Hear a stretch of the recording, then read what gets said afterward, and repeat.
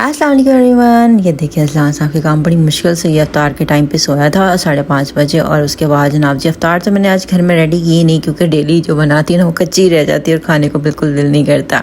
तो मैंने हस्बैंड को जो है ना मैसेज कर दिया था कि आप अफ्तार आज बाहर से लेकर आएंगे। दही बड़े मंगाए थे और पकौड़े मंगाए थे और समोसे मंगाए थे, लेकिन यार इससे अच्छा था कि मैं घर में ही बना लेती, क्योंकि बाहर के तो यार मेरे से भी ज़्यादा बुरे थे। मतलब उनका कोई टेस्ट नहीं था और बासी ऑयल में बने हुए थे, बिल्कुल मज़ेदार नहीं थे। और वैसे तब वही वेस्ट हुआ ना, मैंने फिर भी जो है ना वो खाए नहीं।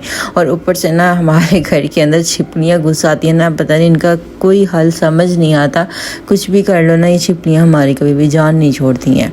है यहाँ जनाब जी मेरे अफ्तार जो थी ना रेडी हो गई थी, 2 मिनट रह गए थे रोज़ा अफ्तार होने में। तो यहाँ जनाब जी मैंने रोज़ा अफ्तार करने के बाद जनाब जी अपने लिए जो है ना वो सालन तैयार किया, क्योंकि कुछ भी पता नहीं चल रहा था कि चांद रात है कि नहीं है। हम लोग काफ़ी ज़्यादा सर्च कर रहे थे यूट्यूब के ऊपर कि पता नहीं आज चांद नज़र आया कि नहीं आया। हस्बैंड तो स्टिल लगे हुए थे देखने के लिए। खैर पता फिर 8:30 बजे जो है ना अनाउंसमेंट हो गई थी, चांद मुबारक हो गया जी जनाब जी, चांद रात हो गई जी। और फिर जो है ना कल ईद होगी, 29 रोज़े हो गए और इस दफ़ा सऊदी अरब में 30 रोज़े। तो यहाँ जनाब जी मैं जो रेडी कर रही थी वो हुए थे हमारे भरे हुए करेले, जो कि मैंने आपके साथ इसकी छोटी सी रेसिपी शेयर भी की थी। मैंने सोचा था ईद पे बनाऊंगी, पर ईद पे मैंने इनको नहीं बनाना, क्योंकि मैं जा रही हूँ आउट ऑफ सिटी लाहौर से बाहर अपनी अम्मी की तरफ ईद मनाने इस दफ़ा।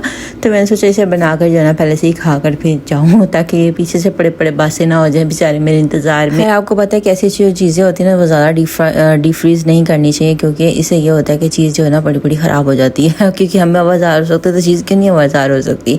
फिर यहाँ सारे करेले जो है ना मैंने बना लिए थे, और करेले बनाने के लिए मैंने प्याज और टमाटर और हरी मिर्ची का मिक्सचर बनाया था। पहले लहसुन अदरक की पेस्ट ऐड कर दी थी, और जो मेरे करेले थे ना उनको मैंने ऐसे ऐड करके और दम के ऊपर हल्की लो फ्लेम पे जो है ना रख दिया था, और कोई 15 से 20 मिनट के लिए। क्योंकि आपको पता है कि इनके अंदर पहले से इतना ज़्यादा ऑयल होता है, इसलिए मैंने ज़्यादा ऑयल नहीं ऐड किया था। फिर खुद ही इनका ऑयल जो है ना रिलीज़ हो गया था करेलों का, और बहुत ज़्यादा ऑयली हो गया था।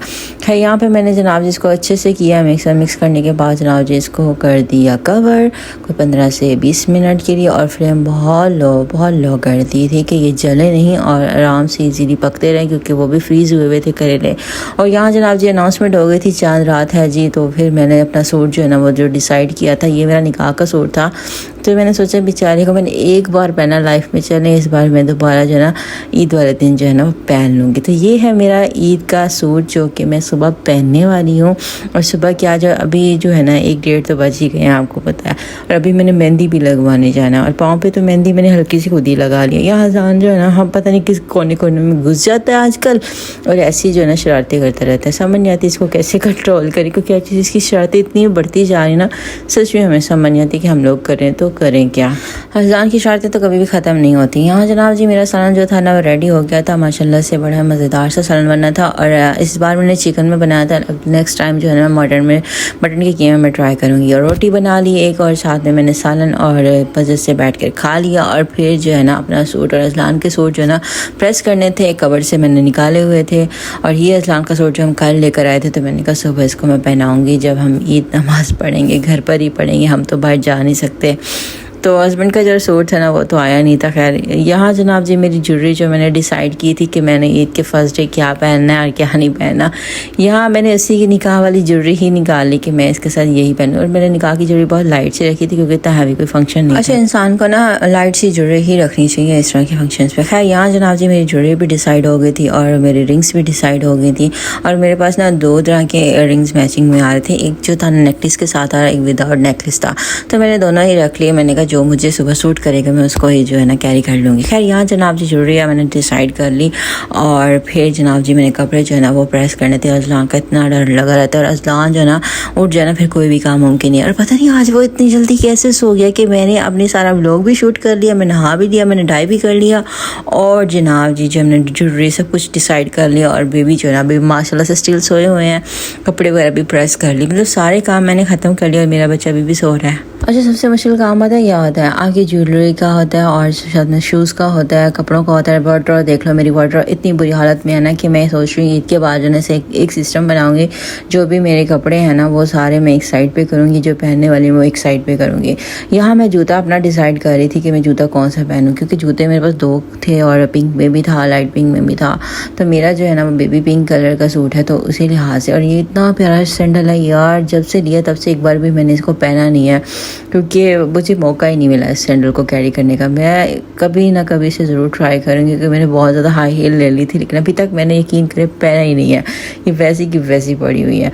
यहाँ जनाब जी, जो मेरा इसके साथ का जो सूट के साथ का सैंडल था ना, वो मुझे खैर जो है ना मैंने निकाल लिया। और उसके बाद जनाब जी मैंने एक और भी निकाला, दोनों को, एक मेट्रो का था और एक स्टाइलो का था। और स्टाइलो से ही मैंने ये सूट परचेज़ किया था, तो मैंने वहीं से लिया था। तो मैंने कहा कि नहीं, इसके साथ वही मैचिंग में अच्छा लगेगा, क्योंकि मैचिंग आपकी पहले से फिक्स हुई होती है ना, फिर अब मैचिंग के अलावा फिर अजीब सा लगता है। और मुझे तो स्टार्ट से मैचिंग ही पहनने का सबसे मुश्किल काम था, तो वो जो डन हो गया था। अज़लान साहब अभी भी स्टिल जो है वो सो रहे थे। उसके साथ साथ मैंने सारे काम जो है ना, अज़लान के कपड़े रेडी कर लिए, प्रेस भी कर लिए, सारे रेडी रोडी करके जनाब जी मैंने रख दिए।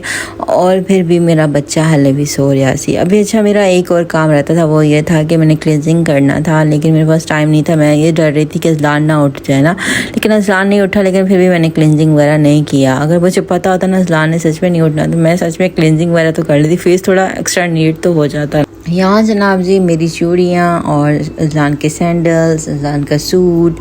और अज़लान के सैंडल थोड़े गंदे हुए थे, क्योंकि हमने नए नहीं लिए, क्योंकि इसे पहनने की आदत नहीं है। और फिर मैंने नीट कर लिया, काफ़ी नीट हो गया, क्योंकि कपड़ा लगाने वाले वाइट सैंडल थे ना, गंदे हो जाते हैं।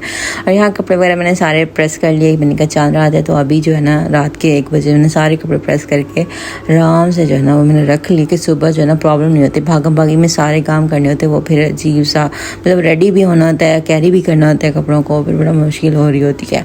फिर साथ ही साथ जो है ना मैंने अपना डाई करना था, क्योंकि आपको पता है कि स्ट्रिकिंग कराने की वजह से ना हमारे बाल जो है ना कितने ज़्यादा डैमेज हो जाते हैं, वाइटनेस आ जाती है बालों के अंदर, बहुत ज़्यादा मुश्किल होती है। तो यहाँ जनाब जी मैंने अपना डाई बनाया था और मैंने अपना डाई किया। उसके बाद जनाब जी बड़ा ही औखा काम है जनाब जी, डाई करने वाला। खैर मैंने बड़ी मुश्किल से डाई जो है ना कंप्लीट कर लिया था। अच्छा, डाई के साथ साथ ना मैंने सोचा कि क्यों ना मैं फ्री बैठी हूँ तो मैं नेल पेंट और मेहंदी भी कंप्लीट कर लूँ अपनी ना।